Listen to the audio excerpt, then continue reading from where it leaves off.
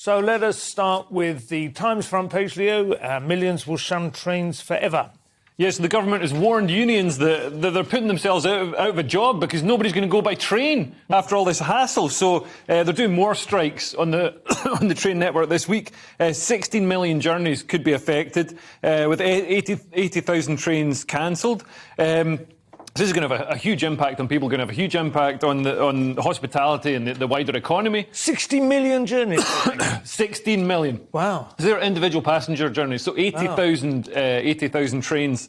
But yeah, even when the trains are running, it's still a horrible experience, and nobody wants to do it anyway. So I think people will find alternative ways of transport and stick to them rather than coming back to trains. I mean, the expense of... I went to Leicester by train. It was like just over an hour. A return ticket was 110 quid, and the train was empty, obviously, because it's 110 quid. Who's going to... I mean, you could drive there for 30 quid. And you had to go to Leicester as well, so at the end of it, that's all you get. No, nobody's doing it because they want it. They try to create cost structures on the trains which encourage people to book early. If you go online, you get very much better prices. But, of course, that isn't always possible, and consequently, they sort of punish people who do book on the day, and you just get fed up with it. And also, buying a ticket online is like doing a mortgage application. It's insane. The amount of options on the ticket is like, do you want a first, do you want a single, do you want a standard, do you want a return, do you want a peak, do you want an off-peak, do you want a super off-peak, do you want a super off-peak midweek, do you want a super off-peak midweek, advanced, super saver, anytime, family and friends, senior saver. I don't know. I just want to go to Leicester. I don't even want to go to Leicester. Like you said, it's rubbish.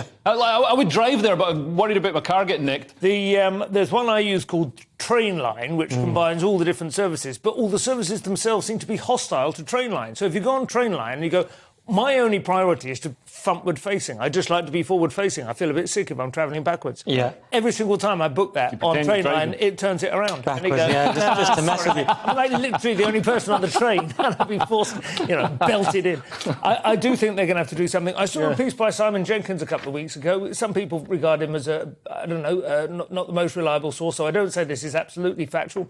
But he says we already massively overestimate the amount of journeys, the degree to which the British people rely on the trains. Apparently, he says, I think something like 6% of journeys, in fact. That's all that are taken now. Most people do rely on private motor. Well, if you're in any area that's not a major city, you can't get by without a car. Especially where I'm from in Cumbria, you'd have zero chance. Bounce in and out of London is the only way it works. Yeah, but we have like a bus every hour and things like that. You have to have a card. Trains are rubbish, buses are rubbish. It's impossible. And just the threat of strikes is a problem. I cancelled one thing because they said it was going to be a strike and it wasn't worth it. Then they didn't even strike. But just it's like mutually assured destruction. Just the threat is enough.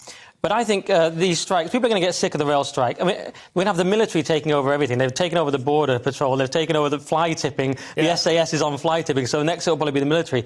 But I think people have limited sympathy because they do get paid a reasonable amount compared to some people, the nurses, for example, where people have more sympathy. And also, Mick Lynch called GBNews right-wing bigots the other day. Now, he happens to be right about everyone around this table, but that's just chance. Many of the staff are often quite nice lefties. There is a sense... I had a bit of respect for Mick Lynch when he started out because he seemed to be quite old school, quite old left, as against the progressive left, and it was a bit of a breath of fresh air in some respects, but he has become quite militant. I do also think a lot of people think that the RMT are trying to save jobs that are simply obsolete. They are trying to get in the way of progress. And we all understand it's going to be difficult if you're in your 50s to retrain for a new job, but we cannot wait until people whose jobs are no longer needed. And Mick Lynch is like Vladimir Putin. He thought he had this massive lever over us. Oh, I can use energy as a weapon. I can use train strikes as a weapon. Turns out we don't need you. We don't need you, man. We don't need your stupid trains. They're not even trains. They're bus replacement services most of the time. That comparison is not going to help his view of GB News, is it?